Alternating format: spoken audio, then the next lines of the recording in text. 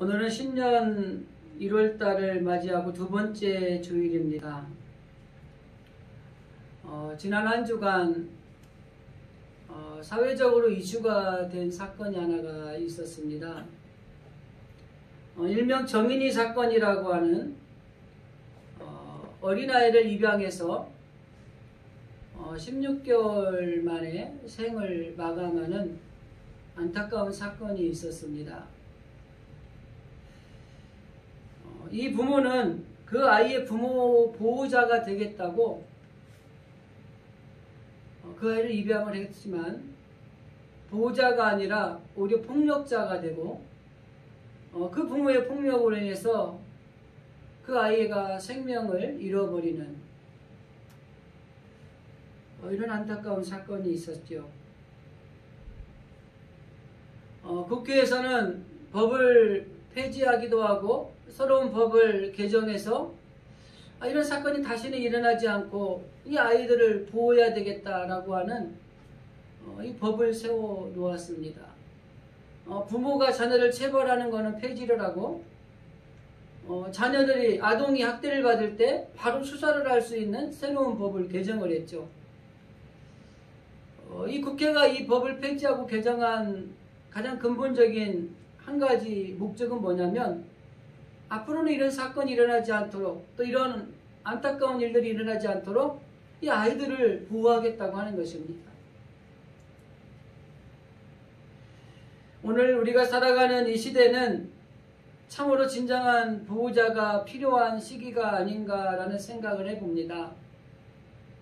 그러면서 한 번 더 생각하는 것은 참 이 시대에 정말 진정한 보호자가 누구일까? 여러분은 이 시대에 여러분을 진정으로 보호해 줄 사람이 누구라고 여러분 생각하십니까?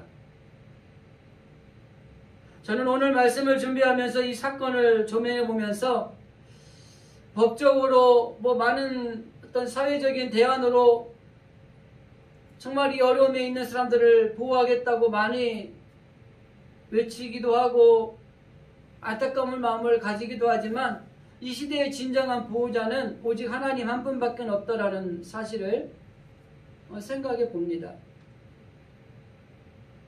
그래서 1월 한 달 동안 하나님을 의지하는 삶, 하나님을 신뢰하며 살아가자라고 하는 이 주제 아래서 우리가 신뢰하고 우리가 의지해야 될 하나님은 어떤 하나님인가? 이거에 대해서 살펴보고 있는 중입니다. 지난주에는 우리가 의지하고 신뢰해야 될 하나님은 나를 나와 함께 하신 하나님이다. 우리와 함께 하신 하나님이다. 라는 관점에서 말씀을 나누었습니다. 실제적으로 하나님이 우리와 함께 하신다는 그 약속을 굳게 믿고 때로는 불안하고 두려움 가운데에서 벗어나서 그 하나님이 주시는 복된 삶을 누리고 살아가야 될 것이라고 말씀을 드렸습니다. 오늘은 두 번째 시간으로 우리가 의지하고 우리가 신뢰해야 될 하나님은 나를 보호하신 하나님이라는 관점에서 말씀을 좀 나누려고 합니다. 앞에서 잠깐 언급을 드렸지만은 이 정인이 사건을 통해서 정말 이 시대의 진정한 보호자가 누구일까?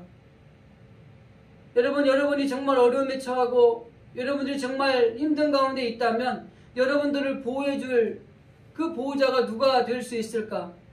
자녀들에게는 부모가 될 수도 있겠죠. 또 부부에게는 남편이나 아내가 될 수도 있을 것이고 여러 가지 보호자가 될 수 있겠지만은 저는 이 시대의 진정한 보호자는 하나님 한 분밖에 없다라는 말씀을 생각해 보려고 하는 것입니다. 그래서 오늘 설교의 제목을 나를 보호해 주신 하나님이라고 정해보았습니다. 미국의 대통령 가문 중에 부자가 대통령을 한 가문이 있습니다. 부시 가문입니다. 아버지 부시가 대통령을 할 때 구소련이 붕괴가 됐습니다. 이제 소련이 붕괴가 되고 나니까 이 미국을 대항할 대항마가 없어진 거예요. 그때 그 대통령이었던 부시에게 이렇게 질문을 합니다. 미국의 다음 적은 누구입니까? 이 질문에 부시 전 대통령이 이렇게 이야기를 했습니다. 우리의 적은 미래를 예측할 수 없다는 불확실성과 불안정성입니다. 이렇게 이야기했습니다. 그리고 그가 말한 것이 실제적으로 우리가 살아가는 현대에 미국 사회에 그리고 전 세계에 동일하게 적용이 되고 있다고 하는 것입니다. 새로운 시대, 이걸 뉴노멀이라고 이야기를 합니다. 코로나라고 하는 팬데믹으로 인해서 우리가 살았던 일상이 완전히 바꾸어지고 새로운 일상으로 바뀐 거예요. 이 코로나로 인해서 삶의 전환점이 이루어지고 있다고 하는 것입니다. 그래서 정말 우리의 적은 뭐냐면 미래에 어떻게 될 것인가에 대한 불확실성, 불안전성이에요. 취업을 준비하는 청년들은 내가 직장에 들어갈 수 있을까? 이 불확실성, 이것 때문에 늘 염려하고 걱정하고 불안해하는 겁니다. 공부를 하는 학생들에게는 내가 좋은 대학에 들어갈 수 있을까? 라고 하는 이 불확실성과 불안정성이 있기 때문에 늘 고민하고 불안하고 염려하고 걱정하고 있는 거예요. 아마 우리도 사회 전반적으로 마찬가지일 겁니다. 여러분의 가정이나 여러분의 직장이나 여러분의 일터나 지금 여러분이 뭐가 가장 불안하고 두려우냐면 과연 내가 무엇을 할 수 있을까? 우리는 무엇이 되어 있을까라고 하는 이 불확실성이라고 하는 것입니다. 이 질병의 코로나 팬데믹으로 인해서 새로운 일상이 되어진 것들이 사회적인 현상으로 많이 나타나고 있는데 이러한 질병이나 아니면 이러한 공포가 생겨나는 이 뉴노멀이라고 하는 새로운 시대에 우리가 맞이해야 될 변화들이 몇 가지가 있었던 것들을 좀 잘 알지만 한번 정리를 해봅니다. 비관적인 경제 전망입니다. 경제가 어렵다는 거예요.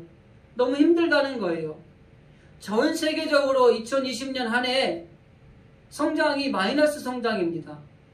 0.1%라도 플러스가 돼야 되는데 다 마이너스예요. 또 하나는 온라인 이동의 가속화입니다. 디지털이 이제는 선택이 아니라 필수가 되어버렸어요.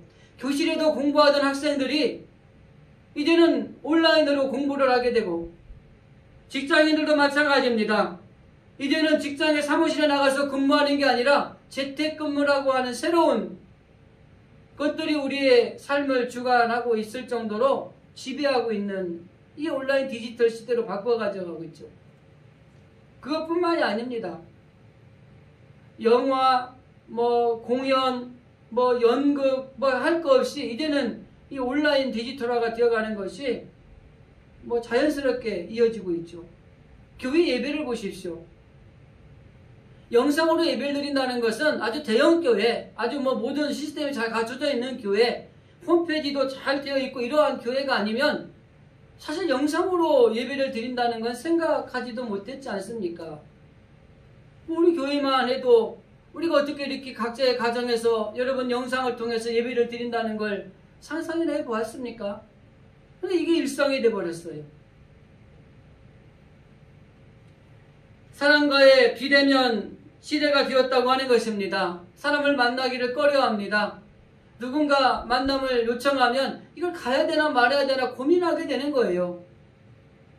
만나야 좋고 만나서 기쁨을 나누고 성전에서도 모여서 하나님을 찬양하고 서로 교제해야 되는데 이 교회 안에서도 모일 수가 없는 이 비대면 시대가 되었다고 하는 것이죠. 더 나아가서 여행, 특별히 장거리 여행을 피하게 됩니다. 실제적으로 여행이 줄었고요. 해외는 갈 수도 없고. 그리고 안전이 중요한 가치를 차지하게 됐습니다. 그래서 청결이라든지 소독이 늘 우선시돼요. 그래서 이 소독제가 아니면 안 되고 손을 자주 씻어야 되고 마스크를 써야 되고 그래서 이 모든 어려운 것들로부터 우리를 지켜야 되는 안전이 소중한 가치가 되어버렸다고 하는 것입니다. 여러분 이러한 시대에 저와 여러분은 어떻습니까?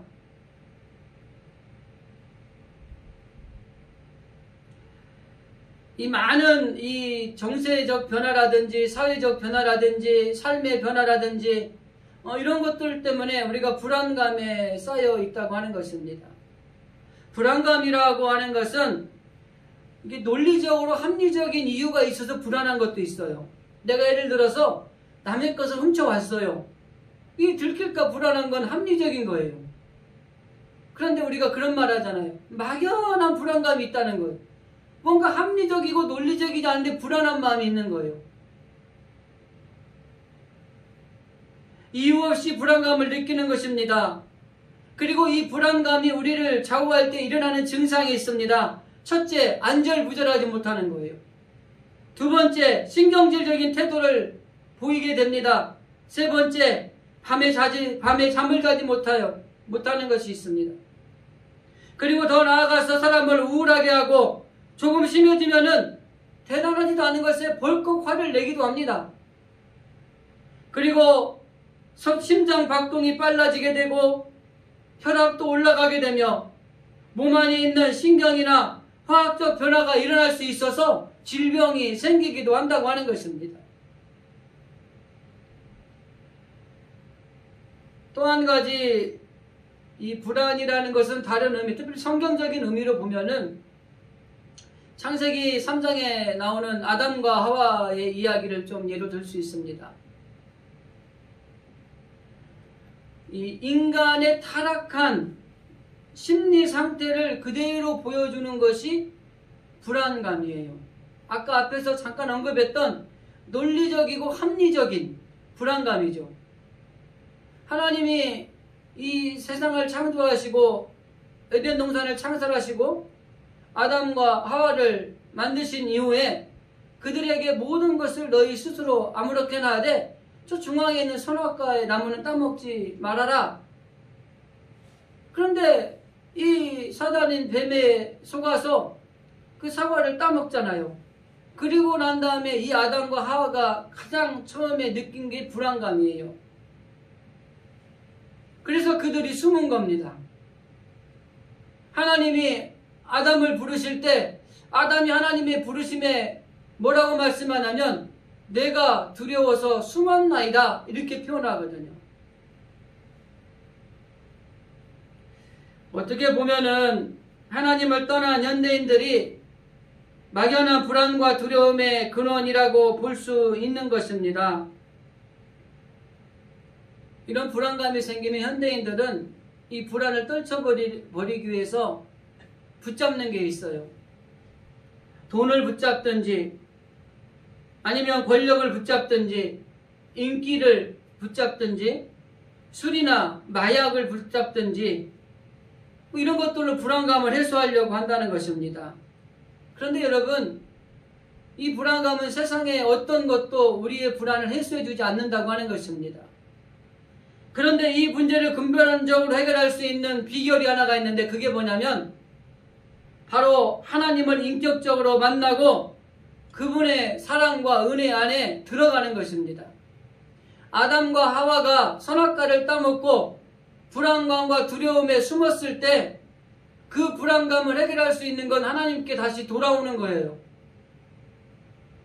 이 세상에 있는 것들을 가지고 우리의 불안감을 해결해 보려고 하지만은 그 불안감은 해소되기는커녕 더 심화될 수 있다고 하는 것입니다.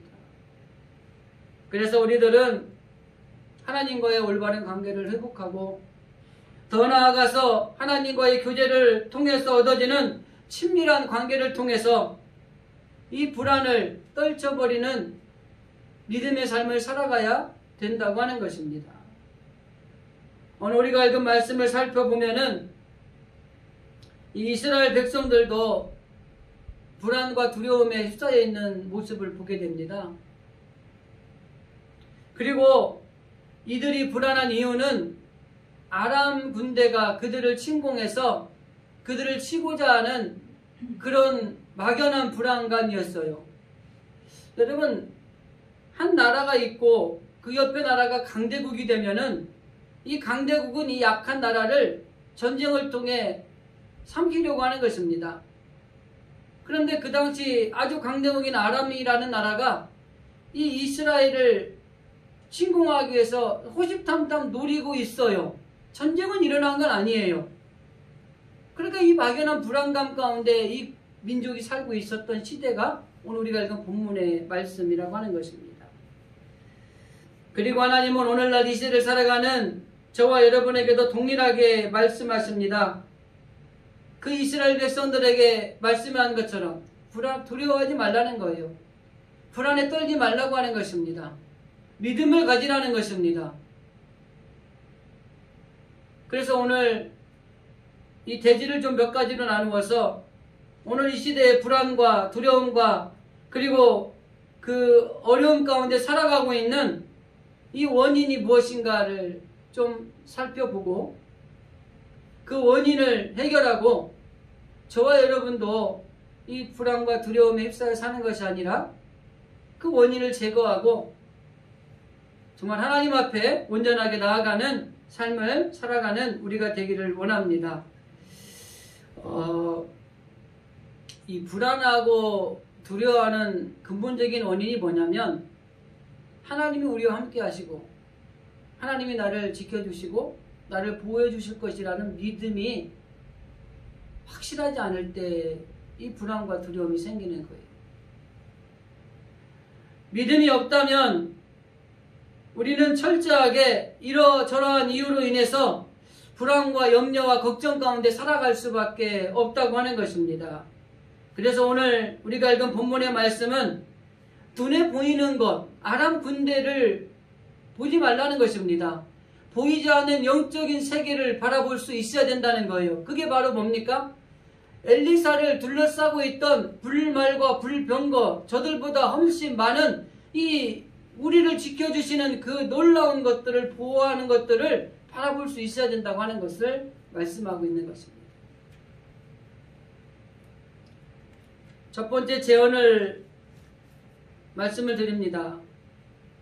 우리는 불안과 두려움에 압도되는 경우가 많이 있다는 것입니다. 그냥 오늘 본문의 전후 이야기를 잠깐 요약해드리면 이런 이야기예요. 이스라엘 나라를 위협하는 아람 군대가 있습니다.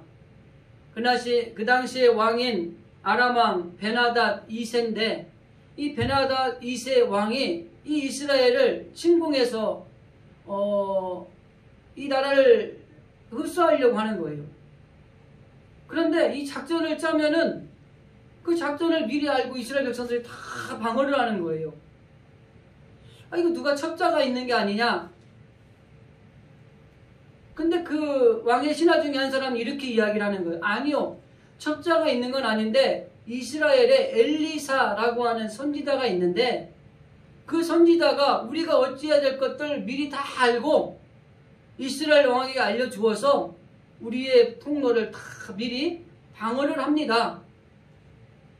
그러니까 이 아람 왕이 화가 난 거예요. 그래서 오늘 본문의 이야기가 나옵니다. 그러면은 엘리사가 어디 있는지 빨리 알아보아라. 그러니까 엘리사가 도단이라는 지역에 있습니다. 이렇게 이야기를 하니까 군사를 말과 병거를 많이 보내서 이 도단이라고 하는 엘리사가 있는 곳을 완전히 포위를 합니다. 아침에 되어서 그 엘리사의 사환이 눈을 떠서 이 밖을 보니까 자기 있는 지역을 이 아람 군대가 촘촘히 싸고 있는 거예요. 그래서 불안하고 두려운 겁니다. 그러면서 그 사환이 엘리사에게 이렇게 얘기하는 거예요. 우리가 죽게 되었습니다. 그때 엘리사가 사환에게 이야기한 게 뭐예요? 두려워하지 말라는. 우리는 불안과 두려움 가운데 압도될 수 있는 상황에 살아가고 있지만 그 사환에게 엘리사가 말합니다. 불안해하고 두려워하지 말라는 겁니다. 그리고 기도하고 그 사환의 눈이 떠지기를 위해서 엘리사가 기도를 했어요. 그리고 나서 엘리사의 사환의 영의 눈이 떠지고 나서 보니까 이 아람 군대가 이 도단을 휩싸고 있는데 엘리사 주변으로 불말과 불병거가 저들보다 더 많은 사람들이 우리를 지켜주시고 보호하는 것을 보게 되었다. 이게 오늘 우리가 읽은 본문의 말씀입니다. 현재 눈에 보이는 현상을 보면은 불안하고 두려워할 수 있습니다. 그러나 보이지 않는 하나님이 우리를 지켜주시고 우리를 보호하시기 위해서 보낸 군사와 병력을 바라보면 우리가 두려워하거나 불안해할 필요가 없는 것입니다. 그런데 아직은 믿음이 연약하고 믿음이 없어서 영적인 눈에 열려지지 않으니까 그들의 눈에 보이는 건 아람 군대만 보이는 거예요. 하나님이 그들을 보호하시기 위해서 불말과 불병거를 통해서 엘리사를 두루 감싸고 있는 그 하나님이 보낸 것은 보이지 않는 겁니다. 우리가 그렇다고 하는 것입니다, 여러분. 우리가 왜 불안해하고 두려워하느냐면 현재 우리에게 닥쳐진 상황, 현재 우리에게 다가온 어려움, 현재 어려움, 그리고 고난, 문제들, 이런 것들을 바라보기 때문에 우리가 불안해하고 두려워하는 겁니다. 그래서 그런 거에 압도당해서 앞을 향하여 나가지 못하는 거예요. 제가 늘 말씀을 드리는 거지만 하나님은 어떠한 경우에도 우리 곁에 계시는 분이세요.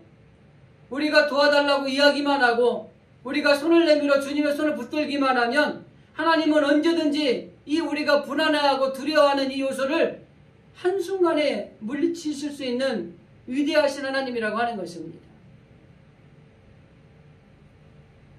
우리도 마찬가지로 믿음이 없으면 이 사환의 반응과 별다른 차이가 없다고 하는 것입니다. 우리가 평안할 때는요, 하나님 없이도 살 것 같아요. 그렇지 않습니까? 그런데 조금 어려운 문제가 생기면은 이 건강, 돈, 그 외에 재물, 지위, 어떤 배경 이런 것들이 우리를 지켜줄 것 같은데 지켜주지 못한다고 하는 것입니다. 그렇기 때문에 우리는 우리 삶의 자리에서 만나는 많은 일들로 인해서 이 불안과 두려움에 압도될 수 있는 존재라는 것이 첫 번째 여러분들에게 주시는 하나님의 제안입니다. 그럴 수 있다는 거죠. 그런데 두 번째는 하나님께서는 우리를 보호하신 하나님이라고 하는 것입니다. 우리가 고난을 당할 때에 깊이 좀 숙고해 봐야 됩니다. 제가 지지난주도 계속 같은 말씀을 드렸는데 우리가 고난을 당하는 그 모습을 통해서 하나님이 영광을 받으시기를 원하세요. 그러니까 이거를 다른 말로 표현하면 고난이 저주가 아니라 고난이 축복이라고 하는 것입니다. 그래서 우리가 고난의 때를 만날 때에 내가 누구를 의지해야 될 것인가, 내가 무엇을 붙들어야 될 것인가, 이걸 우리가 잘 생각을 하셔야 됩니다. 그리고 정말 중요한 것은 눈을 들어 영원하고 변함이 없는 하나님, 그 하나님을 바라볼 때에 우리가 이 고난을 이겨나가고 헤쳐나갈 수 있고 고난이 저주가 아니라 고난이 영광이 될 수 있다는 것을 우리가 알아야 된다고 하는 것입니다. 믿음의 눈으로 영적인 세계를 볼 수 있어야 된다고 하는 것입니다. 어려운 일을 당할 때 하나님을 바라보다가도 현재 주어진 상황이 좋아지면은 그렇지 않는 경우가 우리가 종종 있다고 하는 것입니다. 그러나 정말 우리는 고난의 때에 그 고난을 통해서 하나님을 바라볼 수 있는 영적인 눈을 가지는 그런 신앙인들이 되어야 된다고 하는 것입니다.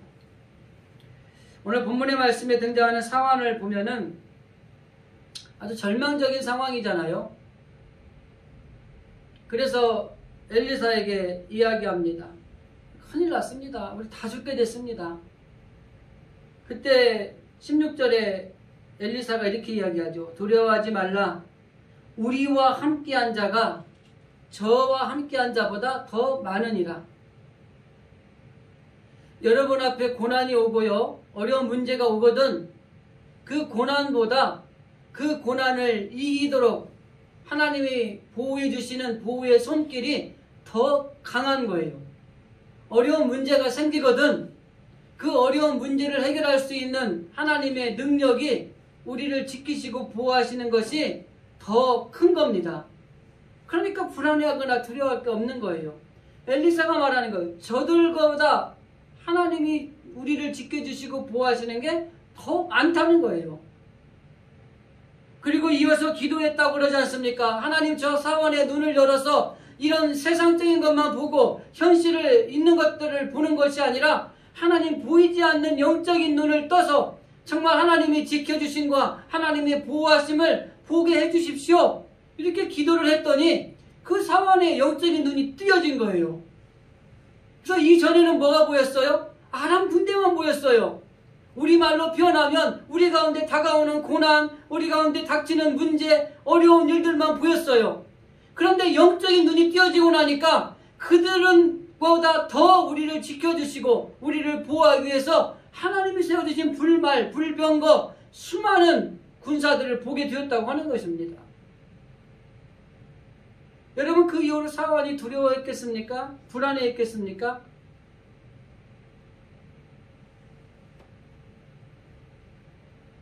지금 우리는 하나님의 군대가 엘리사를 둘러싸고 있는 것 같은 그런 시대를 살아가고 있는 것입니다. 저와 여러분이 어려움에 처해 있을 때 하나님은 언제나 우리 곁에 계세요. 곁에 계시는 것뿐만이 아니라 우리를 보호하십니다. 그러기 위해서 적들이 다가오는 것보다 더 많은 하나님의 군사와 하나님이 예비하신 것들을 가지고 그것을 이겨내도록 우리를 지켜주시고 보호하신 하나님이라고 하는 것입니다. 그렇기 때문에 현재의 상황을 바라보거나 현재에 있는 것들에 불안해하고 방황하고 정말 두려움에 불신에 떨어 있는 것이 아니라 보이지 않는 하나님의 보호하심, 하나님의 지켜주심을 우리가 깨닫고 세상의 어떤 상황이나 환경 속에서도 여러분 불안하거나 두려움에 압도당하지 마시고 하나님은 우리를 보호하신 하나님이다. 그 하나님이 나와 함께 하시고 언제나 내 곁에 계신 하나님이시다. 이 믿음을 가지고 우리가 이겨내야 된다고 하는 것입니다. 믿음이 없던 사원이 이 경험을 통해서 깨달았던 것이 무엇이라고 여러분 생각하십니까? 아마 그는 이걸 깨달았을 것입니다. 하나님께서는 그 백성들을 지키시고 그 백성들과 함께 하시고 그 백성들을 보호하시는 분이다 라는 걸 깨달았을 거예요. 여러분, 우리가 오랜 세월 신앙생활을 했습니다. 하나님의 말씀도 많이 들었습니다. 실제로 하나님의 은혜를 많이 입었습니다. 하나님의 보호하심, 하나님의 지켜주심, 하나님의 인도하심, 하나님의 함께하심을 깨달았습니다. 그럼에도 불구하고 여전히 불안하거나 두려움에 압도당하고 있다면 그런 믿음에 연약한 거예요. 그래서 정말 중요한 것은 이 보이지 않는 걸 볼 수 있는 눈이 열려졌을 때에 즉 하나님께서 우리와 함께 하시고 그 하나님이 우리를 보호해 주시기 위해서 수많은 군사와 수많은 병력으로 저들보다 더 많은 병력으로 이기게 하신다는 걸 우리가 보게 됐을 때에 더 이상 불안해하거나 두려워하지 않는 것입니다. 그렇기 때문에 여러분, 우리는 철저하게 영적인 눈을 떠서 하나님을 바라볼 수 있어야 되는 것입니다. 오늘 본문에 등장하는 엘리사를 보십시오. 엘리사는 이미 보이지 않지만 보이지 않는 가운데 보이는 것을 바라보는 믿음을 가지고 있는 사람이었다고 하는 것입니다. 여러분, 우리에게 이게 필요한 거예요, 사실은. 우리가 알고 있는 것처럼 저들이 아람 군대가 엘리사가 있는 도단을 포위했음에도 불구하고 엘리사가 평안할 수 있었던 것은 그는 하나님이 우리를 지키시고 보호하기 위해서 저들보다 많은 불말과 불병거를 내 주변에 이미 세우셨음을 보았어요. 그렇기 때문에 그는 불안해하거나 두려워하거나 그런 것들에 압도당해서 큰일 났습니다. 호들갑을 떨지도 않고 그저 안전하게 평안하게 하나님의 지키심과 보호하심 속에서 살아갈 수 있었다고 하는 것입니다. 바울은 고린도에 있는 교인들에게 편지를 하면서 이렇게 권면을 합니다. 고린도후서 5장 7절에 우리가 믿음으로 행하고 보는 것으로 하지 아니함이로다. 보이는 것은 불안하고 두려워하게 합니다. 절망하고 낭망하게 합니다. 포기하게 합니다. 그러나 믿음으로 하는 것은 불안하거나 두려움을 떨쳐버릴 수 있습니다. 절망하거나 낭망하거나 포기하지 않습니다. 믿음으로 주를 바라보며 전진해 나가는 것입니다. 그러므로 우리는 믿음으로 행해야 되지 보이는 것으로 행하면 불안과 절망 가운데 빠질 수가 밖에 없다고 하는 것입니다. 이 다니엘이 사자굴에 들어간 사건 우리가 잘 알고 있지 않습니까? 저는 이 사건을 통해서 하나님의 사람을 보호하시는 하나님이 아주 잘 드러나 있다고 생각을 해요. 근데 거기에는 다니엘을 통해서 나타나는 또 한 가지가 있습니다. 잠깐 요약을 해드리면 이렇습니다. 이 다니엘이 총리가 됐는데 그 왕이 바뀌었어요. 그래도 이 다니엘을 계속 신임을 하는 겁니다. 그 당시 왕이 다리오 왕이었어요. 근데 이 노예잖아요. 노예로 잡혀온 사람이 총리까지 올라가니까 그 당시에 자기 백성 중에 있던 높은 관직에 있던 사람들이 시기를 한 거예요. 그래서 법령을 만들어서 이 다니엘을 함정에 빠뜨린 겁니다.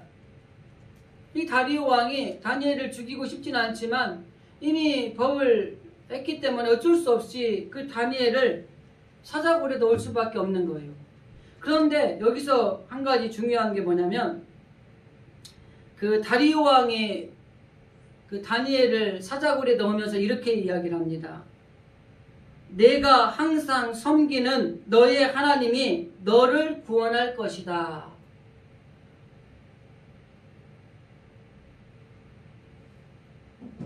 우리가 신앙생활을 하는데 우리가 신앙생활이 본이 돼서 다른 사람이 볼 때에 우리가 어려움을 당하고 힘든 일을 생겨서 너무 힘들어할 때 믿지 않는 사람이 와서 당신이 믿는 하나님이 당신을 구원해 주실 것입니다. 이렇게 얘기했다는 거예요. 얼마나 신앙생활을 잘한 겁니까? 그리고 사자굴에 들어갔습니다. 이 다니엘을 사자굴에 던져놓고 이 다리오 왕이 잠을 못 자는 거예요. 그래서 궁에 있는 모든 음악이나 이런 걸 다 못하게 하고 금식을 하며 이 다니엘이 살기를 기도하는 거예요. 그리고 아침에 해가 뜨자마자 이 다리오 왕이 다니엘이 들어가 있는 사자굴 앞에 탁 들어가서 이렇게 말합니다. 이튿날 왕이 새벽에 일어나 급히 사자굴로 가서 다니엘아, 그러면서 살아계시는 하나님이 다니엘을 살려주실 것을 너를 능히 구원하실 것을 내가 알고 있는데 하나님이 너를 구원하였느냐? 이렇게 사자굴레가 이야기하는 거예요. 그러니까 이 다니엘이 이렇게 대답합니다. 6장 21절에 보면 다니엘이 왕에게 이르되 왕이여 원하건대 왕은 만수무강하옵소서. 나의 하나님이 이미 그의 천사를 보내어 사자들의 입을 봉하였으므로 사자들이 나를 상하거나 해하지 못하게 하사오니 이는 나의 무지함이 그 앞에 명백함이 오며 또 왕에게도 해를 끼치지 아니하였음이니라 하니라. 사자굴에 들어가자마자 이 사자는 내려오기도 전에 다니엘을 잡아먹어야 되는 게 정상입니다. 그런데 다니엘을 보호하시는 하나님이 다니엘이 사자굴에 던져지는 순간 사자의 입을 봉해버렸어요. 그래서 다니엘을 해치지도 못하고 상하지도 못하게 만들었다는 것입니다.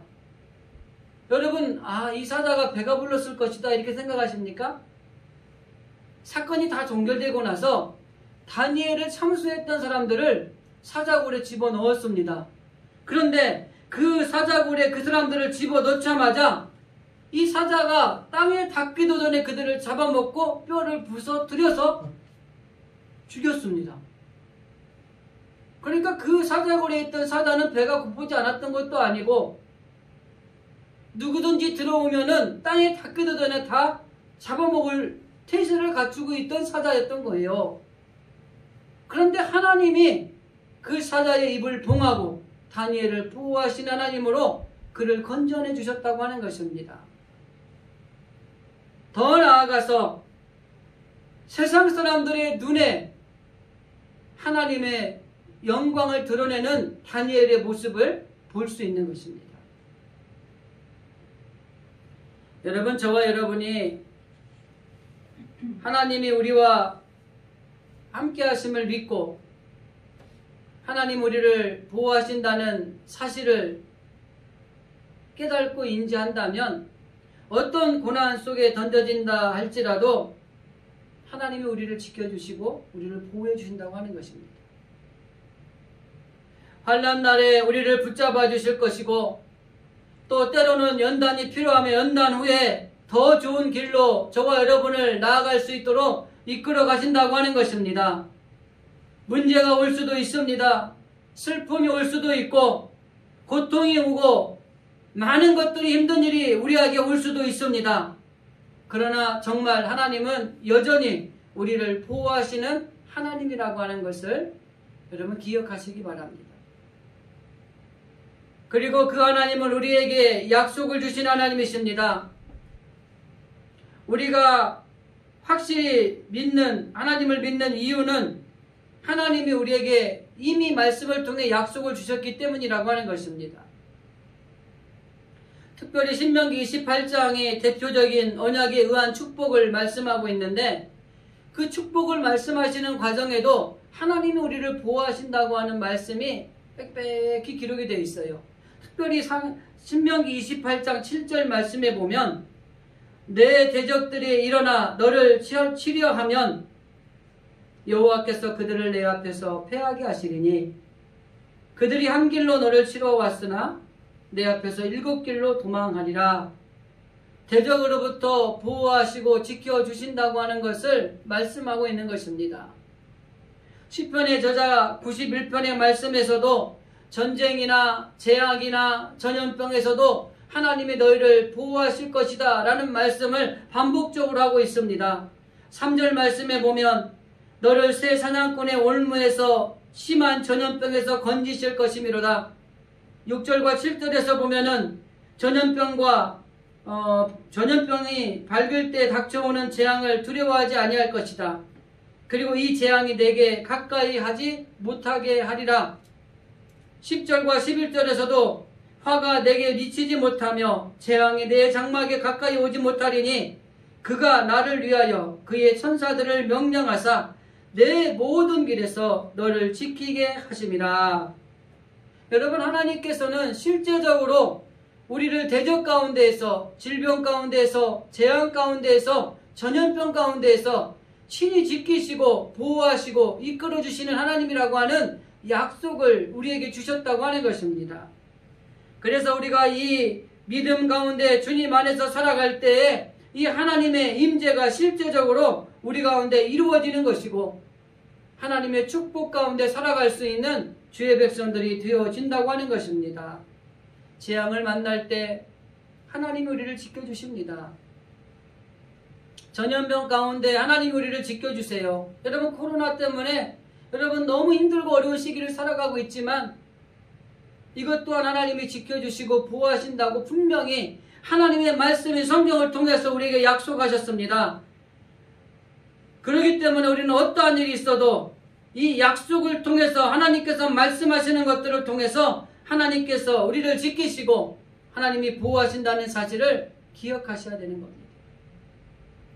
마지막 네 번째로 우리가 생각해 볼 수 있는 것은 그러므로 우리는 이 약속의 말씀을 믿고 믿음으로 화합해야 된다고 하는 것입니다. 믿음으로 화합한다는 말은 믿음으로 받아들인다는 말입니다.